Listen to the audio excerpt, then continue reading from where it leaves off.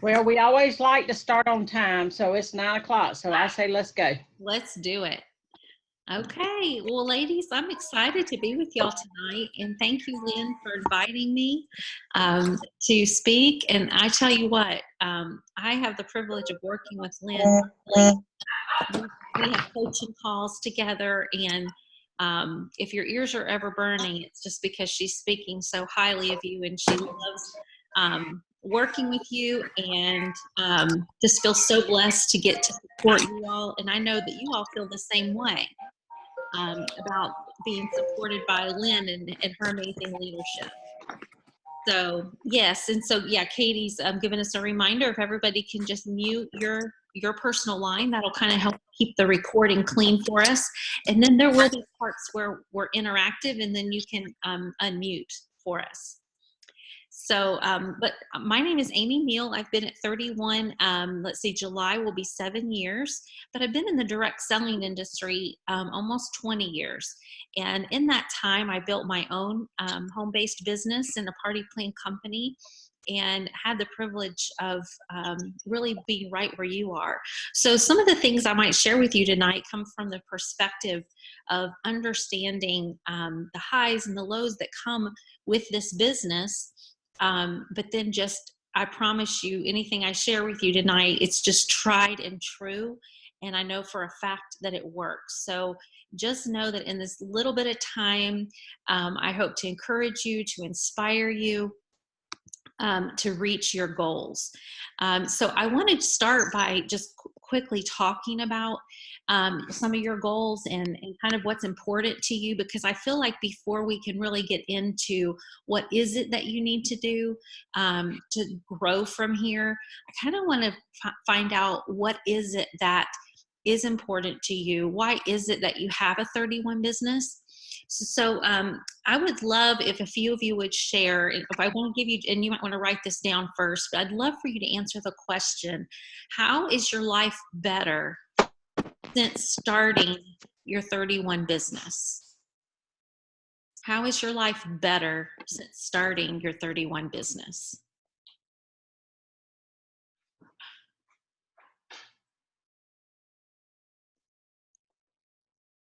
Just write down 2 or 3 things that just immediately pop to your mind.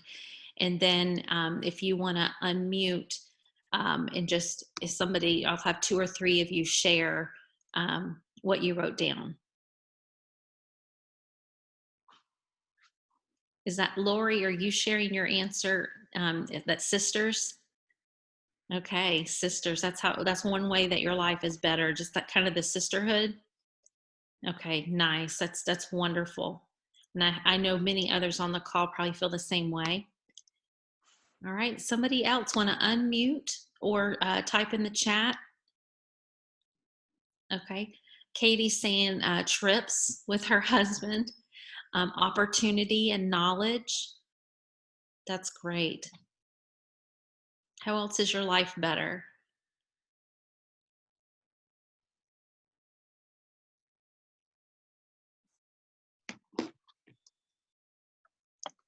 Anybody else want to share? Oh, Amanda says less stress about bills. Debbie, lots of support from all levels. Yeah, you definitely get supported. Katie says opportunity to empower women and share a message with them that they matter. Oh, that is awesome. Relationships, more of them and stronger, happier for my family, able to help out with the family budget, opportunity to bless other women. I love it. So Lynn, these answers are certainly reflective of your leadership, for sure. Something to call my own as a mom. Oh, that's so good. I can relate to that. That's so good. The less stress about bills that Amanda commented about and Pam commented about, helping out with the family budget. Those are just some things that I just want to make sure you guys are aware that as you go up in the career plan, all that's available to you. So I kind of, let's go ahead and take a minute to ask the question, what are the benefits that you're aware of that come with I say the benefits, the rewards, the perks to recruiting. If you're choosing to share the business opportunity and help others succeed, what does 31 offer you for doing that? Go ahead and just list 2 or 3 things that come to your mind.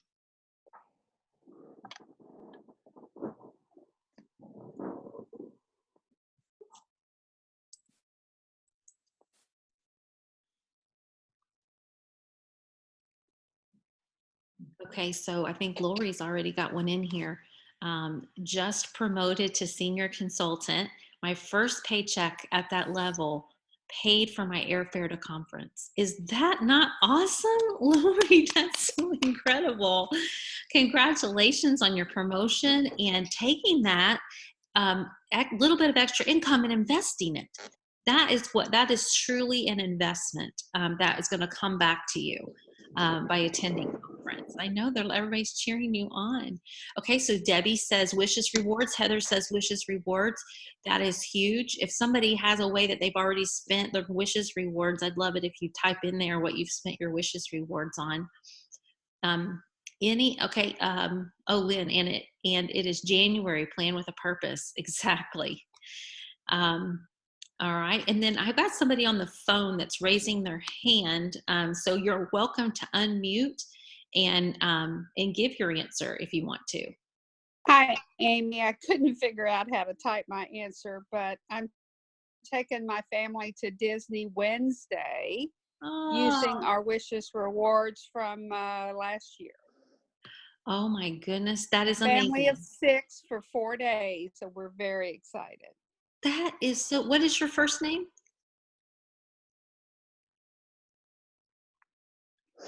Oh, you muted. You muted back. That's Glenda Brown. Glenda. Oh, hey, Glenda. Oh my gosh, congratulations. You know her name. I know her name, Glenda. We're supporting you and cheering you on when you don't even realize it.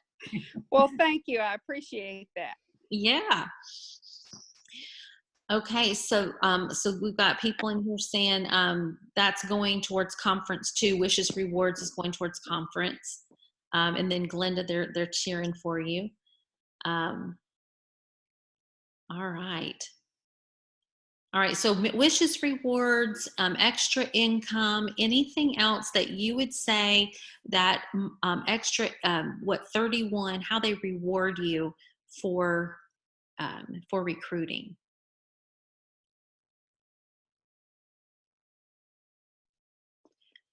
Deanna, you're talking about wishes. Deanna says she uses hers for conference, supplies, and products. All right, so Katie said LIT, leadership trip. So you can get free travel by sharing the business opportunity. And then Katie says director day at conference. So you become a director and you're getting a whole nother level of support. A whole nother level of training. Also the leader live calls. So there's just a whole nother world of support open to you. You think you're supported well now, it just gets even better. So incredible. Promotion bonuses, exactly. Okay, good. So you guys get the idea. You definitely know there's a lot in it, and lives being impacted and you making a difference is just huge. All right, so I'm curious who's on the call tonight and you have a set goal for going to the next level. If you do, then go ahead and put that in the chat. So you would say, senior consultant, by this date, or you might say director by this date, or senior director by this date. So if you have a set goal date, I would just love to know. All right, so Lori says yes, director before conference. Glenda, I think that was Glenda's number again. I'm excited for Leadership Council in Dallas. Yay, I'll be there. I will see you there. Amanda says senior director by end of 2019. Liz, senior consultant by conference. Lynn McCutcheon says, can't wait to see these posts. I knew they would post before I could. Jill, hoping to DIQ this month. Jill, you got it, girl. Beth, you can do it. Liz. Kathy says senior consultant by end of March. Deanna, director by conference. Emily, executive director by next conference. Heather, I'm a director but want to promote a director this year. Excellent, you can. And then Audra, senior director by January 2020. Phyllis, senior consultant by conference. And I think that's Linda. I want to double my PICAs by conference. That's a great goal. Somewhat. A team this year, promote Deanna and Lori. Can I get a copy of all these comments? Lynn wants to hold y'all accountable.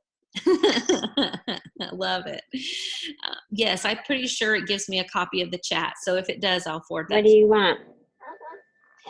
All right. So let's Okay. make sure all the lines are muted. I want to kind of go through and check and just. No, you can eat butter. Here. Baby bow. Yeah. I'm going through and checking the lines to make sure we're muted. Okay. All right. Well, no, thanks for sharing. Okay. So just getting this information from you ladies really helps me because I want to make sure that what I say tonight, how I encourage you really is targeted. Yeah, and we have a call full of ladies that have a goal. And what all of your goals have in common is recruiting. Yeah. Is sponsoring. In order to reach those goals, then there's going to need to be recruiting. So I would like to just quickly, yes, you do have an amazing team, Lynn. I 100% agree. To have this many ladies show up on a weeknight and invest an hour in their business, that is just awesome. Speaks volumes. So I would love to ask you this question, and I'm just going to look for either a nodding head, a raised hand, a thumbs up. But let me ask this question. So there, first of all, a statement. There is plenty of business to go around. Would you like to be involved with impacting the lives of others in the same way that 31 has blessed you and help others reap the benefits of 31? Would y'all be interested in doing that? Yeah? Okay, awesome. I think I'm seeing the majority. Because if you're not interested, this might not be the right call for you. This is tonight's call is really about helping to inspire you to share the business and to maybe look at recruiting like you haven't before. So tonight I'd like to just introduce to you the 5 habits of a remarkable recruiter. If you compare the consultant that consistently recruits 15 to 20 people a year and those that recruit on occasion, there are 5 distinguishing differences between the remarkable recruiter and the average recruiter. And the main difference is habits. So it's not who they are, it's what they do. So these habits are things that anyone can do and habits that anyone can begin to bring to their business. So how does that feel to know that being a remarkable recruiter is within your reach? Does that feel great? That just by implementing 5 habits, you can become a very consistent recruiter, therefore having a thriving team. So the first habit, and I happen to know that this habit is one that Lynn has been focusing on with you all a good bit recently. So I'm here to reinforce that because it is habit number 1, and actually what I feel is the most important of the habits. They're all necessary, but the most important habit is that a remarkable recruiter works her business with consistency. So whether you're choosing to do 1 party a week or 2 a week, you do it consistently. Now, I want you to look at it, think about something. If you're inconsistent, it shows up as struggle. So when you're busy using your survival skills in your business, you can't use your sponsoring skills. When you work inconsistently, you're focused on yourself and you're more likely to miss out on potential leads that are all around you. But when you work consistently, you feel confident and you work more effectively. So with that that consistent party schedule, you have a steady stream of recruit leads that are all around you. All right, can I get nodding heads that y'all agree with this? Yeah. So any leader that's on this call tonight, any directors and above, they will tell you that to get paid at your title every single month, and to be a director really stress-free, you are going to want to do this. You're going to want to party consistently, and that's going to be really important. And it's absolutely possible. My mantra is never submit a party without at least one booking attached to it. So if you have that discipline, you will never be out of business. You will always be duplicating yourself into the next month. Sounds simple, doesn't it? And if you get the booking at the party or during the party, that's the ultimate goal. But if you don't, then that means you're going to be doing some customer care and, pink glove service. You're going to be following up with past booking leads until you get a yes and you get another party booked. And that's how you stay consistent. That's how you stay in business.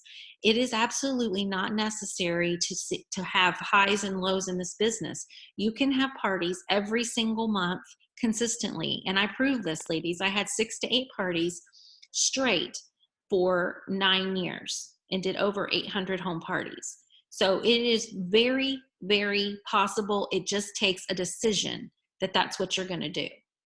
All right, that's habit 1. Okay, if you want to be remarkable, you want to be consistent. Habit 2, this one sounds simple, but I want you to listen. Remarkable recruiters are always smiling. All right, if I was to text your last 10 hostesses and ask them if you were smiling before, during, and after the party, what would I hear? So I want you to think back to your past hostesses. Were you smiling before, during, and after the party? Do you smile a lot? A smile is a reflection. So if you're struggling and you have lost the joy or have not found joy in your business, then I would challenge you to ask yourself, why are you doing this? Because a remarkable recruiter, they see every even small tasks leading them to a decision, leading them to success. So you have to ask yourself, is there a smile on my face, and is there a smile in my voice? Because people are attracted to that, and it will impact your recruiting. And I'll say that Lynn McCutcheon is an example of this. When someone has joy, that exudes through, and they're drawn to that. All right, habit 3. Remarkable recruiters are active, not passive. This one's big. So I want you to be honest with yourselves and evaluate, am I currently being active in my business, an active recruiter or a passive? So the difference between these two, active and passive, is initiative. Active recruiters take the lead. They don't wait for people to speak up and say that they're interested. An active recruiter, they consider every guest a potential team member. But a passive recruiter, they're watching for red flags. They're watching for the people that they think might be interested. But remember, but then also keep in mind, active recruiters, they are not counting on door price slips or checks on an order form to identify recruit leads. That's a passive recruiter that does that. So I want to kind of let me say this too, because this is very common. Some people think that if you are an active recruiter that you're being pushy, right? And you may even have recruits right now that came to you by being passive. But to be remarkable, you want to be active, and you want to be pursuing every guest that comes to your party and giving her a chance to tell you if the business is a fit for her. So I'm going to give you a quick analogy. So I want you to pretend I'm holding a butterfly net, okay? And I'm standing in the middle of a garden. and my goal is to catch a butterfly. So I'm just going to hold my butterfly net up high, and I'm going to stand there, and I'm going to wait until a butterfly flies in. How long am I going to be waiting? Am I going to be waiting a little while? Katie says forever. All right. Well, what about if somebody type or say, what should I do? Where should I go to get a butterfly in a garden? Okay, Lori says wave the net. Liz says go everywhere. Katie says go where the butterflies are. Kathy says move. I think what I'm hearing you say is be active, right? Get active. So yes, I will take that butterfly net. I might actually have to go up to a log and maybe push it over. I might have to go between the flowers and look and scoop one up. But I cannot be passive and expect a butterfly to fly in my net. So that is the visual I want you to have when you go to your parties. It's like I'm going to see every single person at this party as a potential new team member, and I'm going to offer the business to them. I'm going to be an active recruiter. Okay, so do y'all like that analogy? Yeah, that's a good visual. And if you need to get yourself a butterfly net and take it to your parties, just set it off the side. When they say, why do you have a butterfly net? Just say, oh, you don't need to know, but I'm going to be catching some stuff tonight. Maybe some bookings, maybe some sales. All right. So that's habit 3, okay? To be active and not passive. Habit number 4, remarkable recruiters focus on others more than themselves. So remarkable recruiters do enough recruiting to think more about what their recruit is going to get than what's in it for them. So we'd all like to think of ourselves as thoughtful, and that we do think of others before ourselves. I'm going to present a scenario to you, and you kind of answer honestly, where you see yourself. So let's say while you're at a party, someone approaches you and pays you a compliment, and they tell you how wonderful a job you did and how you're so great at the business. Do you absorb the compliment and accept it with a big thank you? What do you think about focusing more on the person that is saying that to you and the fact that they said something because they were noticing you and what you were doing? So another response could be, well, thank you, but what you're seeing is that I love what I do and that it's fun working with people like you. Have you ever thought about doing what I'm doing? Now, do you immediately see how that just immediately became about her?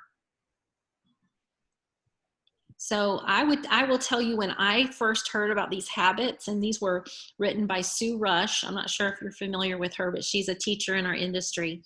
And I heard this, I was like, oh, I'm a thoughtful person. I think I'm good with this habit. No, it's so easy for us to just take in those compliments, because as women, we like that, we need that little bit of esteem.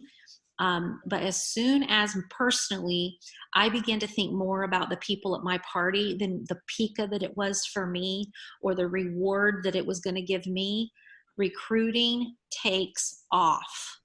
So I just am asking you to trust me with this, that to develop the mindset that you're going to be focused more on the benefits to the person you're sharing the business with and making a difference in their life than what it can do for you. And then that is going to absolutely, the recruiting is going to happen. And I will tell you that the same is true for qualifying. Your qualification rate will go up when it becomes less about the pica and more about what does this woman need and how can I help her get that. Thank you, Katie, for your cheering me on. I love it. She's going, ooh, I like that. And so true. I love it. Okay, good. All right. And then so the 5th habit is remarkable recruiters stay in control of the process. All right. They stay in control of the process. So when you follow the steps to the recruiting process, it does take you to recruiting success. So I'm going to give you an example here of what it would look like to be in control of the process.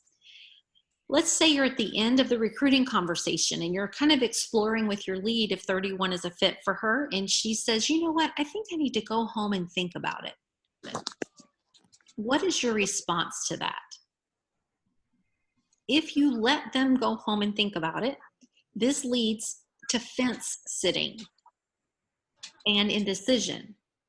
So what can you do? Well, a remarkable recruiter always knows what the next step is, and they manage to have involvement in that next step. I think we've got somebody unmuted. I just want to do a quick double check.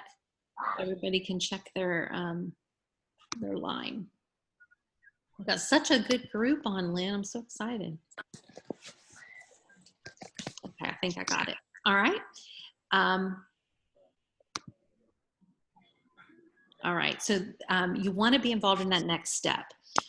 So when that potential recruit says, I want to go home and think about it, it's typically because there is an obstacle or an insecurity that has not been addressed. And by letting her go home and think about it, she's just got time to go home and probably become more convicted that she's got an insecurity or an obstacle she can't get over.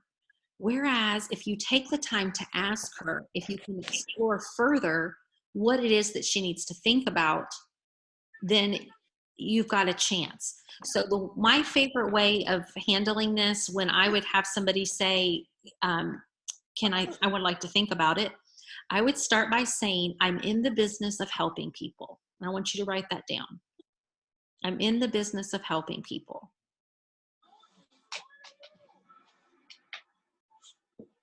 And then we are going to give her permission to say yes or no. Sometimes they just need permission. So right after you say, you know, if I was interviewing Lynn, I would say, Lynn, you know what? I'm in the business of helping people. And if today you tell me yes, that you want to start the business, I'm going to be your cheerleader and help you every step of the way. But if you tell me no, I don't know. If you tell me no, I'm going to appreciate your honesty. That's what you say. I'm going to appreciate your honesty and we can have a party together. But when you tell me you need to think about it, I don't know how to help. Okay, so I'm going to go back through that really quick and you're going to make these your words. But the point is you're going to say, if you say yes, I will support you and help you. Sometimes they just need that reassurance. Then you say, but if you tell me no, I'm just going to appreciate your honesty. So we're giving her permission there. But when you tell me you need to think about it, I don't know how to help. Can we explore what it is that you need to think about? So do you see how this is an example of staying in control of the process? And I will tell you, I've done it many, many times, probably hundreds of times, that what you hear at this point is you've given this woman permission to open up to you because you've said you're in the business of helping people. So sometimes you might hear, you know what, I've done direct sales before and I failed and I just don't want to fail again. Well, can you reassure her? Can you give her some reassurance and some confidence? Well, yeah.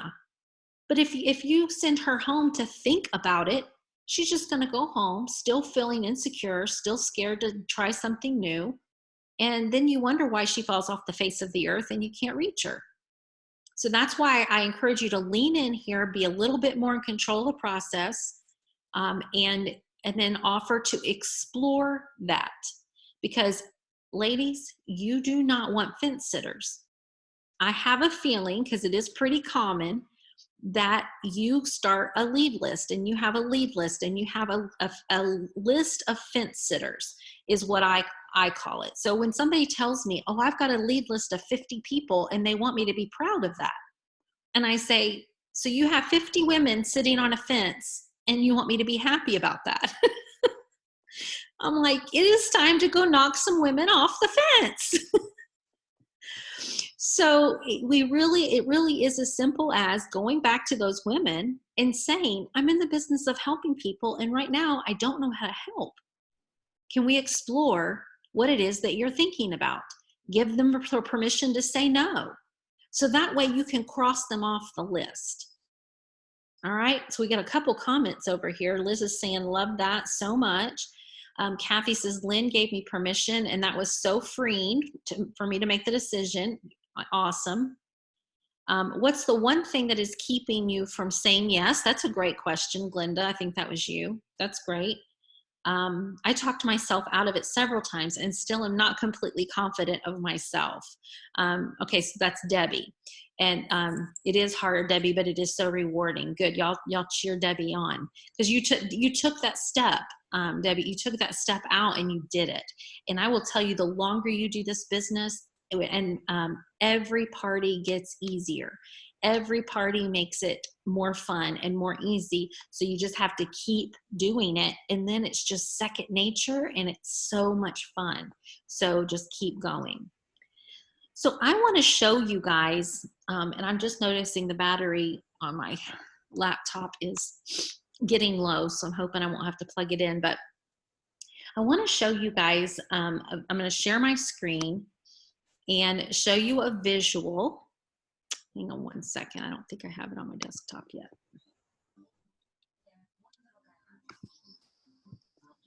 All right, I'm curious how many of you have seen our new income brochure that we just came out with. Okay, this is the cover of it. Design the life you love and make money doing it. I'm gonna scroll through. Raise your hand if you've seen this so I can kind of get an idea. Okay, Lynn has, Katie, Liz. Okay, Glenda, Maria, Heather, okay. All right, and then some of you have your video off, but I'm just gonna do a quick walkthrough of this, because when you talk about staying in control of the process, ladies, this book right here, this little booklet is what is gonna help you feel in control of the process when you have generated the interest. So when you are talking about the business opportunity at your parties and you're sharing how it's impacted your life, that's the first I of recruiting. That's the creating interest. Then the second I is inviting. So then you have to choose. I'm going to invite my guests to learn more about 31. Then the third I is the interview. Okay, so then when you get to the interview, this guide helps you with that conversation. So I'm just going to click down just to give you a general overview if you haven't seen it yet. Of course, we've got a wonderful letter from Cindy and some beautiful visuals that are intended to help your potential consultant to kind of see what's possible. Family time, celebrating, the rewards of a trip. And then in the spread on pages 4 and 5, we literally break down the top reasons why someone wants to be a part of 31. Cash, trips, products. On this page, we talk about our philanthropy and the flexibility that comes. So these are the top reasons why people want to be a part of 31. And just one spread, you can do a quick call out to those things in your interview. The meat, though, and where I want to spend a few minutes is right here on page 6. And this is what I call the 3-question interview. And Lynn, have I taught the actual 3-question interview before at a retreat for you or anything? Have I taught this group at all? Okay, I just wanted to make sure I wasn't repeating for some people. So what is so amazing about this is that recruiting can be simple, and I'm a huge advocate of simplicity. So the goal is that you're actually identifying if 31 is a fit for her in 3 questions. So if it is taking you longer than 3 questions or 15 minutes to interview somebody and explore if it's a fit for them, then you are talking too much. I'm saying that with a big smile. In my nice, loving way, I'm saying be quiet and listen more. Because this conversation, if done effectively, is more listening. It's asking the right questions and then listening. This is not the time to tell your story. Hopefully you've done that. If you've generated the interest at the party, she knows your story and she can get to know more later. But you are more likely to get a yes when you have a 10 to 15 minute conversation asking these 3 questions. And this is how I recruited my entire career. And it's so easy. It's crazy. So the first question is to say, what is it about 31 that makes you want to learn more? Very open-ended. So if you met her at the party, then she at some point heard you give the benefits of earning income, free products, sisterhood, gaining friendships. Those are the 3 main reasons. But you can see we've even prompted you here, right here in the middle. What are you most excited about? Earning income, free products, flexible schedule, friendships, confidence, anything else, she says. And you see, this is a write-in for her. So y'all could be Zooming together, talking on the phone, having coffee, and you can just fill this out with her to kind of find out what's important. So let's say if I was interviewing Lynn and Lynn said, well, during the party you mentioned that, an average new consultant could make about $150 for an average party, just one night out. And that just sounded really good to me. Then all I would say as my response is, you're exactly right, Lynn. It is really great income. That's it. This is not where I go into how I use my income with 31 and how many credit cards we've paid off or how we're building our dream home no, this is about Lynn. And if any of you have ever been in sales, or maybe you're in sales now and you've had any type of sales class, you will know that when you are selling something or pitching something, the sooner you get to the close, the more likely the yes. Okay, so the longer we drag that out and we fluff in there, we're giving them time to talk themselves out of it. And if this conversation remains all about her, she's more likely to say, okay, yeah, I want to be a part of this with this lady because she truly cares about me. Okay, so that's it. First question, that's it. She's going to give you one of those answers as her thing she's most excited about and what's made her want to learn more. You're just going to affirm that. She says products, say, oh my goodness, I can't wait to tell you about our Wishes program, but you will be able to get as much product as you want. Go to question 2. Do not begin to start explaining the Wishes program. That's too much information, isn't it? That's going to take us over 15 minutes. Can't do that. All right, so then we go to the second question. What, if anything, is standing in your way of giving 31 a try? And then you listen. We love it when she says, well, I can't think of anything. Ooh, that's a beautiful thing. If she says that, say, wonderful. You go to question 3. Boom, go to question 3. You don't need to say, are you sure? Nothing's standing in your way. But if she has an obstacle, it is typically money, time, or support related. So the fact that you already know that those are the most common obstacles, just be ready to help her explore that. I will tell you just a quick tip that if it's time, it's typically because she doesn't know how much time it takes. Okay, it's just an education opportunity, and you can just throw a question right back to her and ask her if she has 3 to 5 hours in a week to make $150. A lot of times when you can just break it down like that, oh yeah, I can find 3 to 5 hours, to make that kind of money. And then if it is money, and sometimes it's the cost of the kit, it's typically because she has not viewed that $99 as an investment. Okay, so again, I'm trying to help you with a little bit of thinking that women have. We pull from a different pocketbook when we're investing or we're saving. Would y'all agree for the most part? So when we help her see it as an investment, she might be willing to borrow it. She might be willing to charge it, especially when we say, hey, my goal is to help you get your investment back plus profit within the first 2 weeks, or we can get it back right away. You're in control of that. Okay, so that's the second question. So remember, you're not talking about yourself, you're just listening. And then the close, or the third question is, so Lynn, when would you like to get your first paycheck? You could get paid in as early as 2 weeks. And by the way, I would give specific dates here. So you could go with 2 weeks, a month, or 6 weeks like it is here. But for me, if I was interviewing somebody today, I would say, would you like to get paid on February the 15th or 25th? No, 10th. The 10th is your payday. That's right. Would you like to get paid on February 10th or 25th? And then that way she's choosing her first check. So now I'm going to stop share for a second. Why would I want her to, why would that be a benefit for her to choose her payday? You can just sing so beautifully. I feel it when you sing. I'm right there with you. And you command that stage. Motivation to work. Yeah.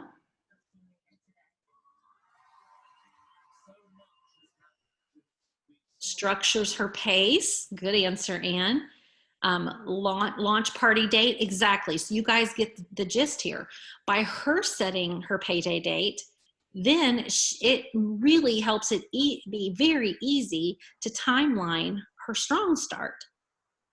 To say, okay, to get paid on February 25th, that means we're going to want to have our parties between this date and this date, because your kit will arrive here, and you're going to want to have your parties submitted by here. So listen to this question. How many $150 would you like to get by this date? So she's not only deciding when she's going to get paid, she's deciding how much she wants to get paid. Now, I'm telling you, when you ask your leads this and they decide, you're not being pushy. Tell yourself right now, that is not pushy, right? They're deciding. And so this is why I'm a firm believer that it does not have to be about the qualification. It can, as far as I'm concerned, I don't ever want it to be about qualifying her again.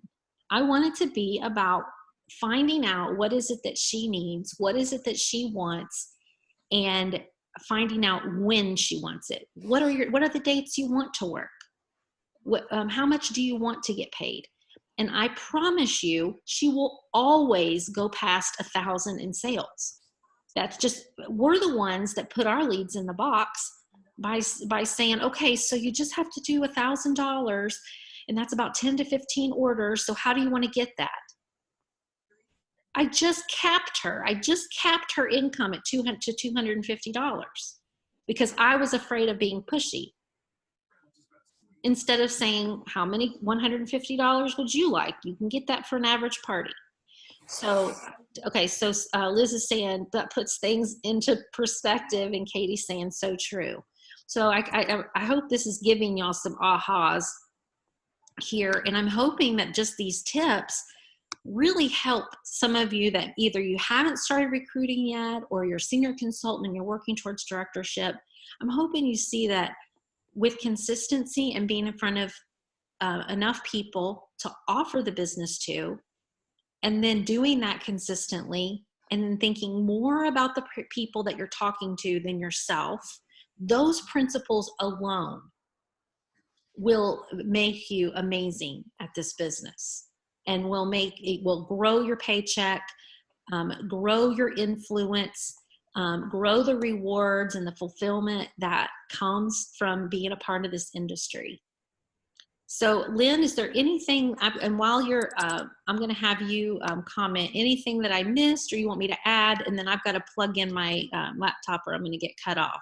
So Lynn, any comments? I was taking a quick picture of our screen so I could share it, how awesome it is. Yay. This it's like, okay, I've been in 10 years in July, and even I've got 2 pages of notes. So I don't want any of you to beat yourself up of where you're at in your business right now, because it doesn't matter where you are right now. It only matters where you go from here out.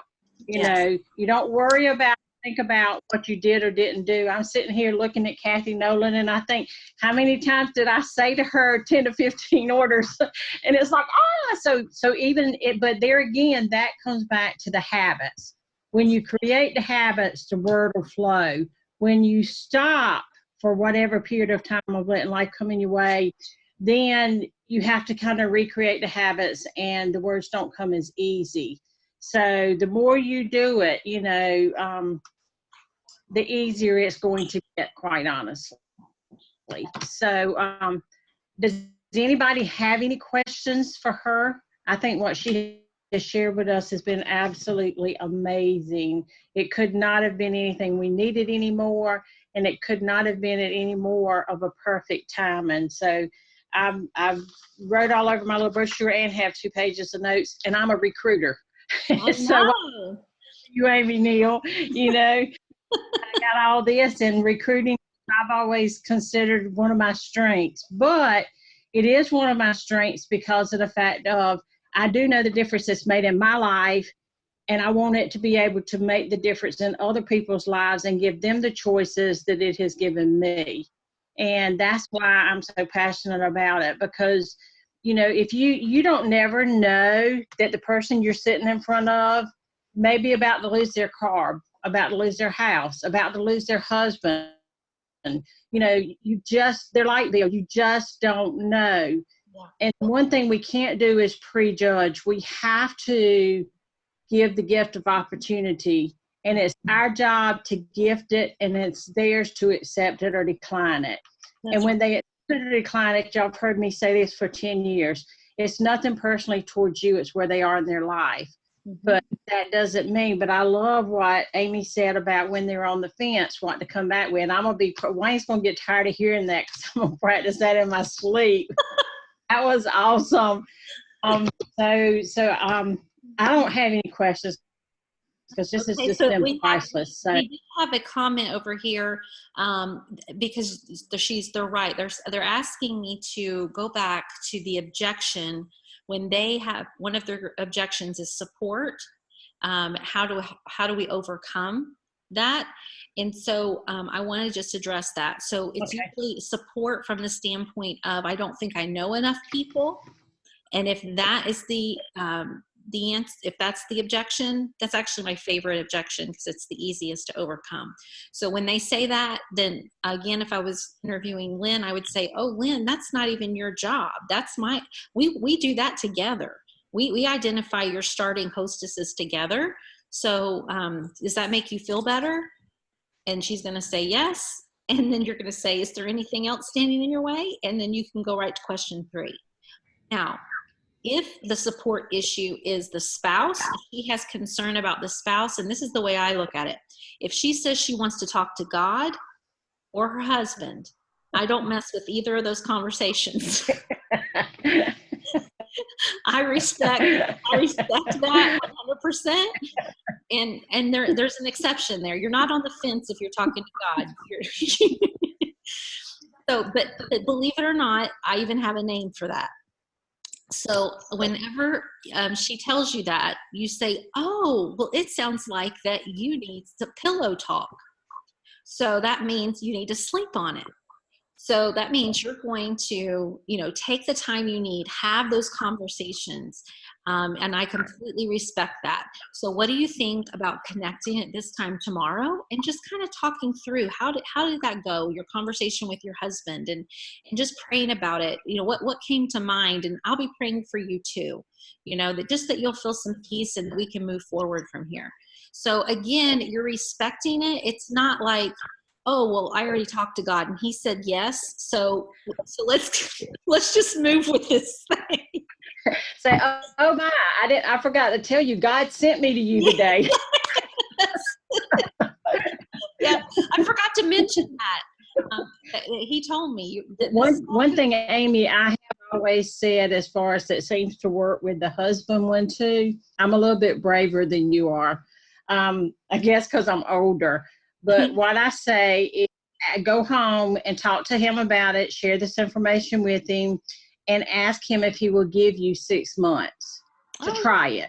And if at the end of 6 months he's against it, that you'll stop dead in your tracks right then and never touch 31 again. But buy yourself 6 months. And meanwhile, with your paycheck within those 6 months, go buy him something he wants. And I promise you, at the end of the 6 months, so smart, better answer. So smart.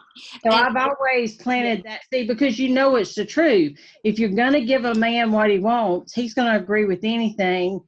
You just got to let him know that, you know, when you say, give me 6 months, you know, that's making him feel a king.